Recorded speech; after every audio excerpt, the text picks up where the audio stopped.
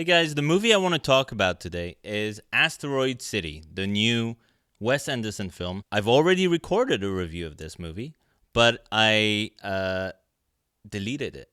I literally just recorded the review and then I edited it and then I deleted the file by mistake, like the original files as well and the new file. I don't know what the hell I was thinking.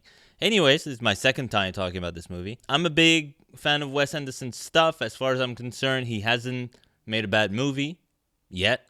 His films are either freaking amazing or just amazing.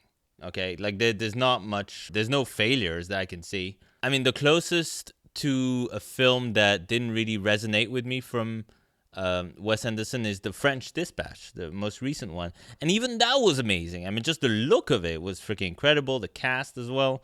I mean, come on, you know? But it didn't really kind of resonate with me. I was fearing a little bit of a downslope for Wes Anderson.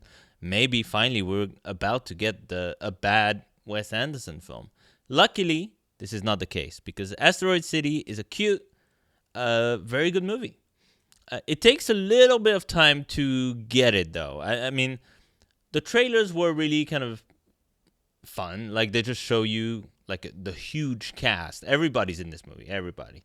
In the Wes Anderson verse, in the MCU, everybody's there. Okay, you got Scarlett Johansson. You got Jason Schwartzman. I mean, I'll watch anything with Jason Schwartzman. The man's a genius. One of the most underrated actors out there.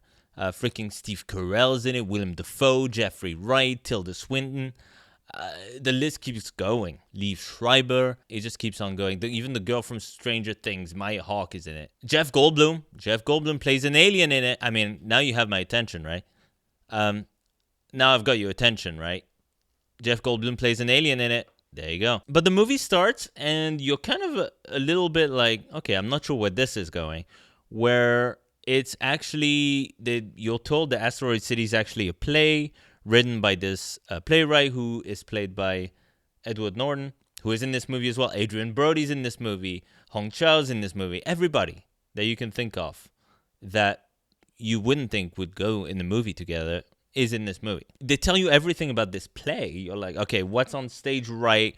What's on stage left? What sound effects are we using? Like, they go deep into the play stuff. It's in black and white. Bryan Cranston is this kind of uptight, presenter, I guess, just taking you through this whole part of the movie. And then it cuts to a train going to some kind of, I forget exactly where it's meant to be, but it looks like Arizona or something. But it's like this cute little community. There's not much going on there. An asteroid fell there like some time ago. And it's kind of built to be this tourist attraction, but not many people show up. There's a lab where Tilda Swinton is doing kind of experiments, but she's not very good at it. So they're doing this convention there of young minds, bright young minds with kind of scientific, breakthroughs. Okay, so they show up and they show off their inventions.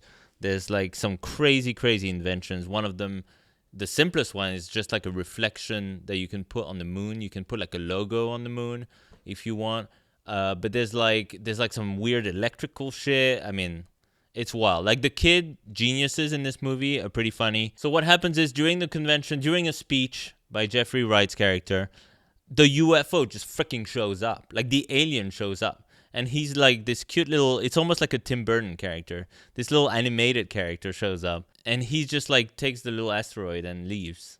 He poses for a picture first and leaves. And then that's all anyone can talk about. But the real plot of the story is not really the alien. The alien is kind of like whatever. It's kind of a red herring almost. Like, it's a fun little distraction. The real plot kind of follows Jason Schwartzman's character and his relationship with Scarlett Johansson's character. But also, there's deeper stuff going on, okay, that you're not really going to get until late in the movie. And I think that's by design. I think Wes Anderson, who is working with Roman Coppola these days in writing these movies, really had a clear idea in mind of what the actual story of Asteroid City is. Like, the part in the desert in the movie that's not the play is cute and fun, sharp, witty, but it's kind of a romanticized, weird telling of stuff that actually happened when they were making this play and there's some tragedy struck. There was like a love triangle between several characters, and it didn't end very well. So there's this kind of dark backstory. It's all in black and white, all the play stuff. And for most of the movie, you're like, I don't see the point of this play thing. Like, why did we have to bother with the framing device of all things? When Margot Robbie's character, yeah, she's in this movie too. When Margot Robbie's character shows up, you finally get it. I think it should sink in at this point what the movie is actually about. And it's actually quite sad. It's kind of a bittersweet movie. It's funny, but it's not really laugh out loud funny, right? It's just kind of, so it's a very sharp script, and it's more like you'll be smiling the whole movie. I don't know if you'll be laughing out loud, but it's not as funny as film. It's not as funny as something like Royal Tenenbaums, for example, Life Aquatic. I think those movies were elevated by really good visual gags and really good lines. And I think there's some really good lines here, but this movie just needed a little bit extra to be actually really funny. But I don't know if that's what the film was going for, because the film really wanted us to have this kind of nostalgic feel, and this kind of old-fashioned feel as well, and to tell this actually sad story, because it's all really about this playwright, played by Edward Norton.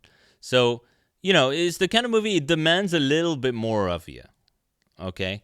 And I actually appreciated that, but I know that some people watching this movie will maybe give up on it a little bit. They'll see that it's not, like hilarious or anything, and they'll just be like, all right, I'm out. When I think if you take the time to really think about it, like, what could this symbolize? What could this mean? It's kind of a surreal film almost. You have to kind of look at it that way and ask some questions throughout the movie. Like, what's this movie really about? What is this scene really about? What's this character really about? I think you'll appreciate the movie on a different level. And I don't think it's, Wes Anderson's best film or anything, or one of his very best, but it's a very solid film. It's a very good film. And it's very clever, okay?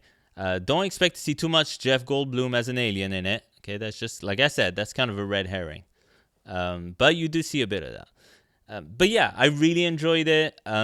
It felt nice to sit there and just watch a good movie for once in the theater. You know what I mean? So I had a great time with it. I highly recommend you watch any Wes Anderson film. Literally just pick a name out of a hat and it's going to be good, right?